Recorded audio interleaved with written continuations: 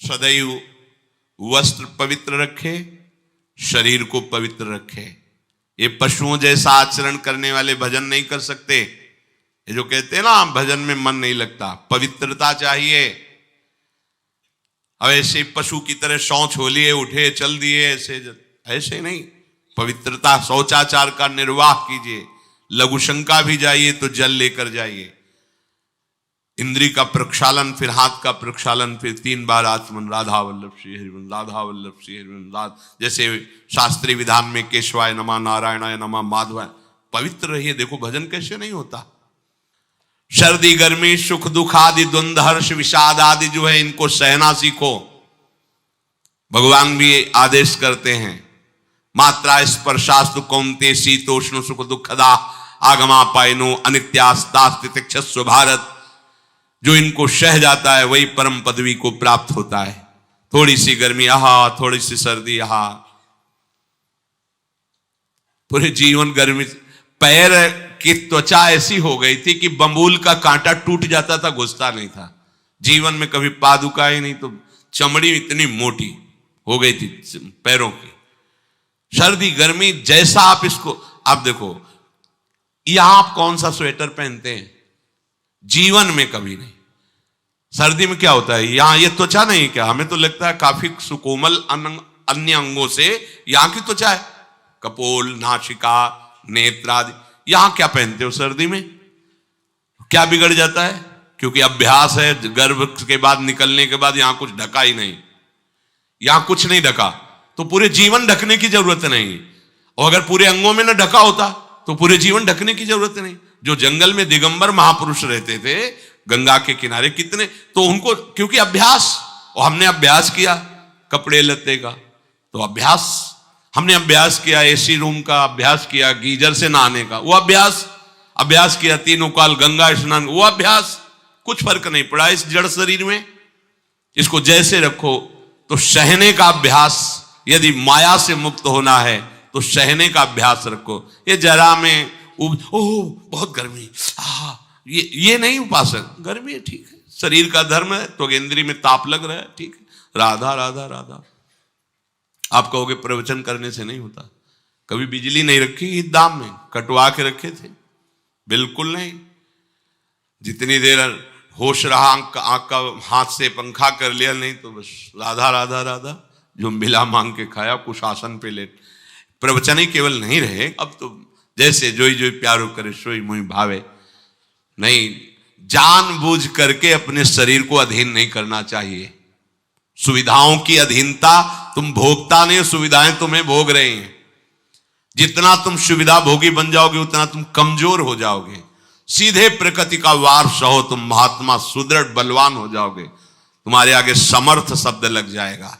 जो प्रकृति के और विकारों के वेगों को सीधे सहता है उसे महात्मा कहते हैं। समहात्मा सुदुर्लभा यम ही न व्यथयन्ते पुरुषम पुरुषर्षभ सुख दुख समा। जिसका सुख दुख समान भाव, किसी भी वेग की व्यथा से हृदय व्याकुल नहीं होता, वो भगवान को प्राप्त करने का अधिकार प्राप्त कर लेता है। इसलिए सहनशीलता। सर्वत्रात्मनेश्वरान वीक्षाम कैवल्य मनिकेतताम विवक्त चीर वसनम संतोषम एन केनचित। ये ध्यान रखो कि तुम कभी प्रभु से अलग नहीं हो। सर्वत्र भगवान है तो यहां भी है, सब समय में है तो इस समय में भी है, सब में है तो हम में भी है, सबके हैं तो हमारे भी हैं। हम कभी भी प्रभु से बिलग नहीं हूं। एकांत सेवन तुम्हारा स्वभाव बन जाना चाहिए। चाहे जो हो, थोड़े समय के लिए तो एकांत बैठो। एकांत मिला तो मोबाइल का संग कर लिया, एकांत मिला तो मित्र बना लिए, बैठ के प्रपंच वार्ता कर रहे हो। नहीं, अगर भगवत प्राप्ति करनी, माया मुक्त होना है तो एकांत एकांत ही होना चाहिए। भले 100 लोग हैं, हमारा किसी से कोई संबंध नहीं, और हम बैठे हैं अपने आराध्य देव के चिंतन में, हम एकांत हैं। और गुफा में बैठे हैं, शरीर एकांत है, मन से चिंतन संसार का हो रहा है, प्रपंच में है, एकांत में नहीं है। एकांत शब्द का अर्थ समझना चाहिए। हम एकांत को सीधे गुफा या कहीं एकांत ऐसे, एकांत का अर्थ है एक के सिवा दूसरा कोई नहीं, अर्थात एकमात्र भगवत चिंतन में डूबा हुआ उपासक। बाजार में बैठा हुआ भी एकांत है, सभा में बैठा हुआ एकांत है, और प्रपंच का चिंतन करने वाला बंद कमरे में भी प्रपंची है, गुफा में भी प्रपंची है। जहां आप रह रहे हो उसे ये मेरा घर है ऐसी भावना का त्याग कर दे। अनिकेत ये भगवान का दिया हुआ वास स्थान है, कुछ समय के लिए इसमें शरीर निर्वाह कर रहे हैं, ये भी छूटेगा और ये भी छूटेगा। जैसे स्टेशन में बैठा आदमी आराम से, पर वो बैठा इंतजार कर रहा है कि कब हमारी गाड़ी आवे और उस पर हम यात्रा करें। बस ऐसा ही कुछ स्टेशन जैसा विश्राम है, कब मृत्यु आवे, शरीर छूटे, हम प्रिया प्रीतम को प्राप्त हो। ये न मेरा था, न मेरा है, न मेरा रहेगा। ये न मेरा था, न मेरा है, न मेरा रहेगा। गृहस्थ हो तो पवित्र वस्त्र पहने, और त्यागी हो तो जैसे मिल जाए भगवत कृपा से वैसे वस्त्र पहने। प्रारब्ध के अनुसार तुम्हें जैसी व्यवस्था मिली उसमें संतोष करना सीखो, मांग मत रखो। प्रभु की प्राप्ति के लिए खास बात ध्यान रखनी है, अपनी उपासना में दृढ़ श्रद्धा रखो और सर्वश्रेष्ठ भाव रखो, पर दूसरे किसी की भी निंदा ना करो। अगर किसी की भी निंदा करोगे तो फिर माया तुम्हें मुक्त होने नहीं देगी। मन को, वाणी को, शरीर को संयम में रखो, अर्थात भगवत भजन, भगवत वार्ता और मौन। मन का संकल्प विकल्प रहित होना, विषयों का चिंतन न करना, प्रभु के रूप का, नाम का, धाम का, लीलाओं का चिंतन करना। शरीर का शास्त्र संयम से वर्ताव करना। अब माया मुक्त होते चले जाओगे, इनमें किसी में भी त्रुटि ना हो, सावधानी रखो। अपनी इंद्रियों को सावधान रखो, किसी के दोष न देखने पावे। कोई गलत चेष्टा देखेंगे तो ये भी गलत करने के लिए तैयार हो जाएंगी। हे राजन, श्रवणम कीर्तनम ध्यानम हरेरद्भुत कर्मणः जन्म कर्म गुणानां च तदर्थे अखिल चेष्टिता। श्री भगवान के बड़े अवतार हुए हैं, बड़ी अद्भुत अद्भुत लीलाएं हैं। प्रभु का प्रकट होना, लीला करना, दिव्य गुणों का वर्णन, यदि आप इनको गाएंगे लीलाओं को और श्रवण करेंगे तो मोह की बात क्या, महामोह का भंजन हो जाएगा। बड़ी सामर्थ्य भगवान के चरित्रों की, महिमा बड़ी है। अगर इनको आप सुनेंगे, बार बार सुनेंगे, तो आपको और कोई साधन करने नहीं पड़ेंगे, अपने आप सब साधन प्रकाशित हो जाएंगे। जहां कहीं कभी भी किसी का उद्धार की बात आई है तो भगवत चरित्र सुनने से ही आई है। शरणागति श्रवण से ही प्रारंभ होती है, भक्ति भी श्रवण से ही प्रारंभ होती है, पूर्णता भी श्रवण से ही होती है। श्रवण सुजस सुनी आयऊ, और श्रवणम कीर्तनम स्मरणम, पहला श्रवण। खूब भगवत चर्चा सुनने का स्वभाव बना लेना चाहिए। पर देखा जाता है कि 20 वर्ष भगवत चर्चा सुनने पर रंग नहीं आता, क्योंकि ये तो बना लिया स्वभाव कि जहां भी कथा हो रही सुन रहे, और बाद में निकले तो बख्शते वो किसी को नहीं, सबकी निंदा करते। बस किसी एक की प्रशंसा, एक की निंदा, तुम्हारा सारा का सारा सत्संग बेकार हो गया। अगर सत्संग को सुरक्षित रखना है तो ना किसी की स्तुति, ना किसी की निंदा, जो सुना है उसको अपने जीवन में मनन करते हुए उतारे। प्रभु की लीलाओं का श्रवण और प्रभु के नाम का कीर्तन और प्रभु के रूप का ध्यान, ये तीन बातें बहुत जल्दी भगवत प्रेम प्रकट कर देती है। ये तीन बातें बहुत जल्दी भगवत प्रेम प्रकट कर देती हैं। प्रभु के अवतार लीला चरित्रों का खूब गायन करे, खूब श्रवण करे। भगवान की अवतार लीलाएं भी हैं और प्रभु की प्रेममय निकुंज लीलाएं भी हैं। तो अगर आपका निकुंज लीला में प्रवेश नहीं है तो प्रथम सुने भागवत, भक्त मुख भगवद वाणी, भगवान के अवतारों का, भगवान की अवतार लीलाओं का श्रीमद् भागवत में खूब बढ़िया वर्णन है। पढ़ो, सुनो, क्या होगा इससे? मोह का नाश हो जाएगा। दूसरी बात, नाम कीर्तन, ये तो महान अमृत है।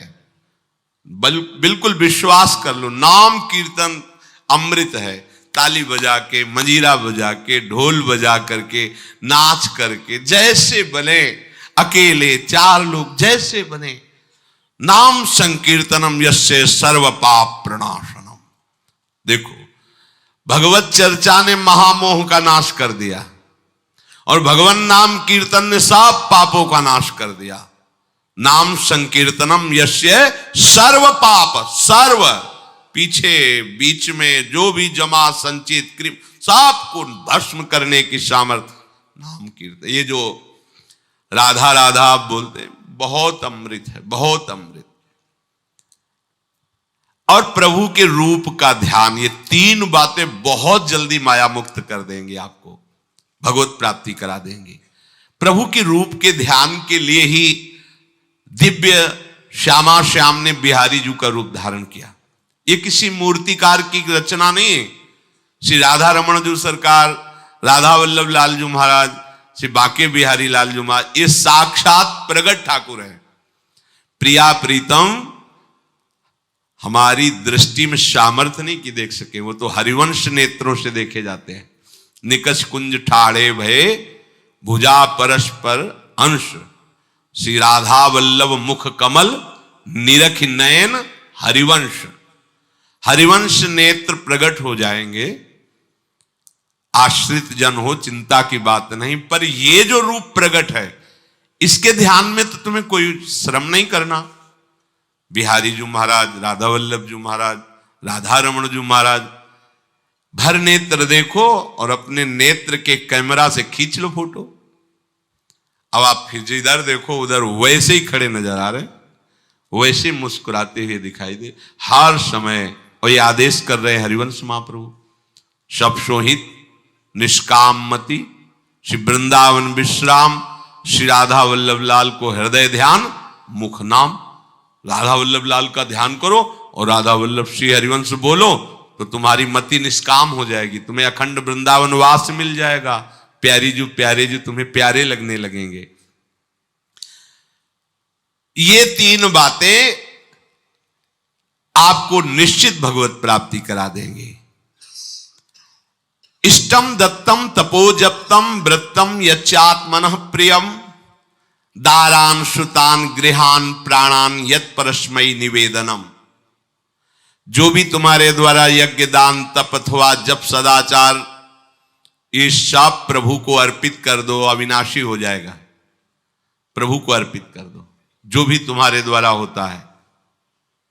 हे प्रियालाल, आपकी प्रसन्नता के लिए। फिर दोबारा कह रहे हैं, स्त्री पुत्र घर जीवन और अपने प्राणों का मोह त्याग करके, प्राणों का मोह त्याग कर। यहां पूरा समाज वैसे ही सब बैठा है हृदय में। देखो, जिस मार्ग में चलना उसे समझो। अंदर से केवल प्रिया प्रीतम में ही हमारी अहमता ममता होनी चाहिए। प्रभु सच्चिदानंद श्री कृष्ण चंद्र जी को अपना प्राण प्रीतम मानने के लिए ये जितनी जगह आप अपनापन किए हैं समेटना पड़ेगा। सबकी ममता ताग बटोरी, मम पद मन ही बांध बर डोरी। लाडली लाल के लाडले तो कोई बिरले दिखाई देते हैं, प्रिया प्रीतम के जन तो कोई बिरले दिखाई देते हैं। नहीं धन बल, परिवार बल, बुद्धि बल वही घसल करके चले जाते हैं। अरे यहां तप बल भी काम नहीं करता, और बल तो जाने दो। यहां हारे को हरे नाम, हार गए, गले पड़ गए।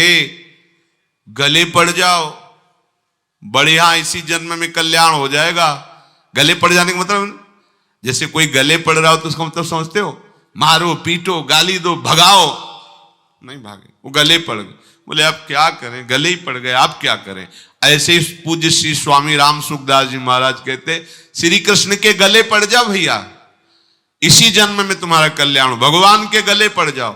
गले आप तो जैसे भी अब आपके हैं, अब तो हम खूब अल्लाह मचा कहेंगे कि राधा वल्लभ लाल के हैं, तुम्हें अपनी इज्जत बचा लियो तो सुधार लो हमें, समझ गए, ये गले पड़ला।